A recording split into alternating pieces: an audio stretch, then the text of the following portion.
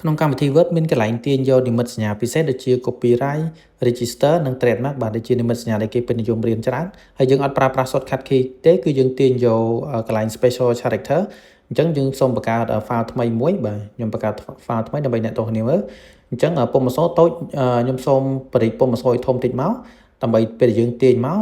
និមិត្តសញ្ញាហ្នឹងវាធំវាងាយស្រួលមើលយក140អញ្ចឹងទៅបាទអញ្ចឹងឃើញធំល្អណាស់អញ្ចឹងដើម្បីទាញយកគឺអ្នកទស្សនាចូលកន្លែង Insert បាទយើងអត់ប្រើប្រាស់ shortcut key ដូចវីដេអូមុនទេយើងទាញយកចូល insert ហើយចូលកន្លែងមើលមកខាងស្ដាំយកពាក្យ symbol អញ្ចឹងកន្លែងនេះវាធ្លាប់ទាញវាមកហ្នឹងហើយបើយើងអត់ធ្លាប់ប្រើទេវាអត់មានទេកន្លែងហ្នឹងអញ្ចឹងចុចពាក្យ more symbol បាទចុចពាក្យ more symbol យើងឃើញផ្ទាំងមួយទៀតលោតមកអញ្ចឹងអ្នកទស្សនាចុចកន្លែង special character អញ្ចឹងវាមាននិមិត្តសញ្ញាពិសេសនៅកន្លែងហ្នឹងហើយបាទអញ្ចឹង copyright register និង trademark គឺនៅកន្លែងហ្នឹងអញ្ចឹងអ្នកទស្សនាអាចចុច insert មកបាទអញ្ចឹងនិមិត្តសញ្ញាទី1 copyright អក្សររូបអក្សរ C ហ្នឹងទី2 register បាទរូបអក្សរ O ហើយទី3គឺ trademark បាទស្លាកពាណិជ្ជកម្មដូចជា logo ហ្នឹងបាទអញ្ចឹងយើងអាចទាញវាយកមកប្រើបានព្រោះធម្មតាបើសិនជាយើងប្រើ shortcut key គឺយើងអត់ចាំទេ shortcut key គឺវាមានលេខបាទអញ្ចឹងយើងអត់អាចអង្គុយចាំរហូតទេអញ្ចឹងបើសិនយើងដឹងតិចនេះគឺយើងអាចចូ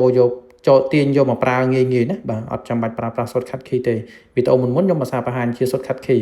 តែវីដេអូនេះគឺងាយបាទបើ shortcut key យើងអត់សូវចាំព្រោះវាជាលេខអញ្ចឹងបើសិនអ្នកទស្សនាចេះវិធីសាស្ត្រនេះគឺងាយស្រួលហើយយើងអាចដូរពណ៌បានណាដូរពណ៌ឲ្យស្អាតទៅឃើញប្លែកៗដូចគ្នាអញ្ចឹងទៅ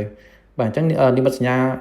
សំខាន់ទាំង3ហ្នឹងគឺយើងឃើញគេប្រើច្រើនបាទទៅលើ logo ស្លាកពាណិជ្ជកម្មផ្សេងៗបាទហើយបើសិនអ្នកទស្សនាចង់បានអាចធ្វើបានណា